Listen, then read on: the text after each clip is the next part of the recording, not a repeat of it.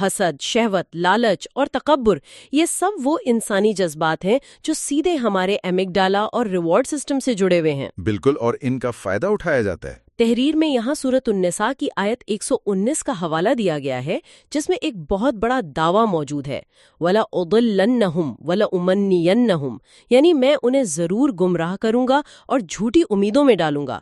یہ جھوٹی امیدیں آخر کیا بلا ہیں؟ دیکھیں، یہ جھوٹی امیدیں یا جنہیں ہم خوشنما دھوکے کہہ سکتے ہیں، دراصل ہمارے اسی دماغی ریوارڈ سسٹم کو عارضی طور پر متحرک کرنے کے طریقے ہیں۔ جب حسد، لالچ یا شہوت کی بنیاد پر انسان کوئی قدم اٹھاتا ہے تو اسے وقتی طور پر ایک جھوٹی تسکین ملتی ہے، ایک ڈوپامائن ہٹ ملتی ہے۔ وہ اس عارضی سرور میں سمجھتا ہے کہ شاید وہ جیت گیا ہے۔ ہاں، یا اس کا رتبہ بڑھ گیا ہے، یا اسے کوئی بہت بڑا فائدہ ہو گیا ہے۔ لیکن جیسا کہ آیت میں کہا گیا، یہ محض ایک جھوٹی امید ہوتی ہے۔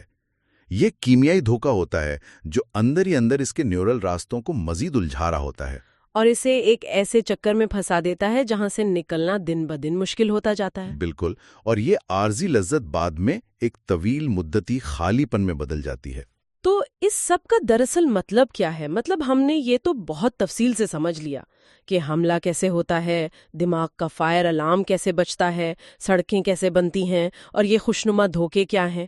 لیکن ایک عام انسان جو روزمرہ کی زندگی گزار رہا ہے، وہ اپنے آپ کو، اپنے دماغ کو اس قدر منظم حملے سے کیسے بچا سکتا ہے؟ کیا ہم بس اس کیمیائی نظام کے رحم و کرم پہ ہیں؟ نہیں، ہم بالکل بے بس نہیں ہیں۔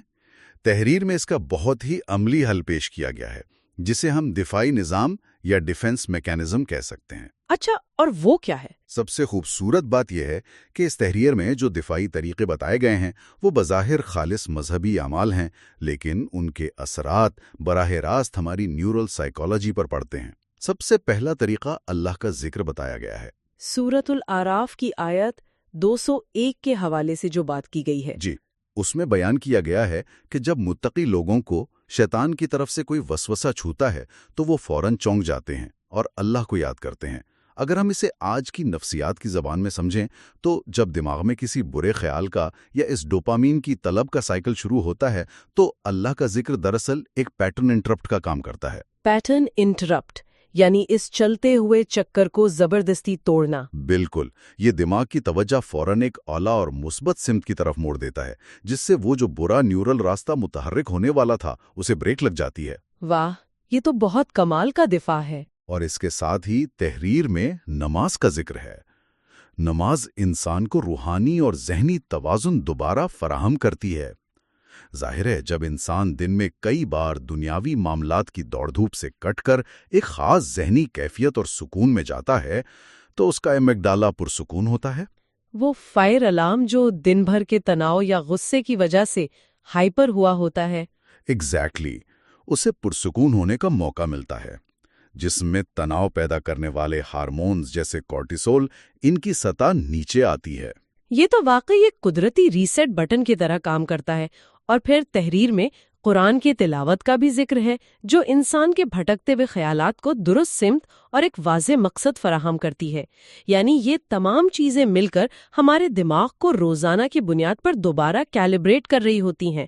یہاں ایک انتہائی اہم سوال پیدا ہوتا ہے، اور وہ یہ ہے کہ کیا یہ ساری جنگ یا اچھائی اور برائی کا مارکا کسی باہر کے میدان میں لڑا جا رہا ہے؟ میرا تو خیال ہے کہ اب تک کی بحث سے یہ صاف ہو گیا ہے کہ ایسا نہیں ہے۔ بالکل، اس سارے تجزیے کے بعد یہ بات شیشے کی طرح صاف ہو جاتی ہے کہ نہیں، یہ جنگ باہر کسی میدان میں نہیں بلکہ انسان کے اپنے اندر لڑی جا رہی ہے۔ اصل میدان جنگ ہمارا اپنا ذہن ہے۔ ایک طرف انسان کا اپنا نفس ہے، اس کی بنیادی خواہشات اور جبلتیں ہیں، اور دوسری طرف وہ وسوسے ہیں جو ان خواہشات پر تیل چھڑک کر انہیں بھڑکانا چاہتے ہیں۔ اور ان دونوں طاقتوں کے عین درمیان میں انسان کی عقل اور اس کا شعور کھڑا ہے، جسے یہ فیصلہ کرنا ہوتا ہے کہ کس راستے کا انتخاب کیا جائے۔ یہی وہ نقطہ ہے جو اصل تحریر کے آخر میں ایک بہت گہری سوچ کی شکل میں پیش کیا گیا ہے، اور سچ کہوں تو یہ ہم سب سننے والوں کے لیے ایک آئینہ ہے۔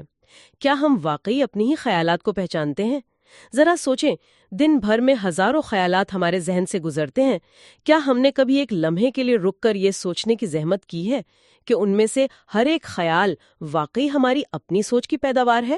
یہ بہت کم لوگ سوچتے ہیں۔ ہاں، یا ان میں سے کچھ خیالات، کچھ خواہشات دراصل وہ بیرونی وسوسے ہیں جو بڑی خاموشی سے ہمارے دماغ کے ان کمزور نیورل راستوں کا فائدہ اٹھا رہے ہیں۔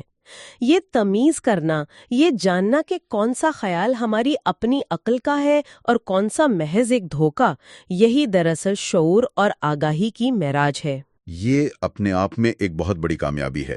اس تحریر کا خلاصہ بھی یہی ہے کہ اصل کامیابی اس بات میں نہیں ہے کہ انسان فرشتے کی طرح پاک ہو جائے اور اسے کبھی کوئی غلطی ہی نہ ہو۔ کیونکہ وہ تو ناممکن ہے۔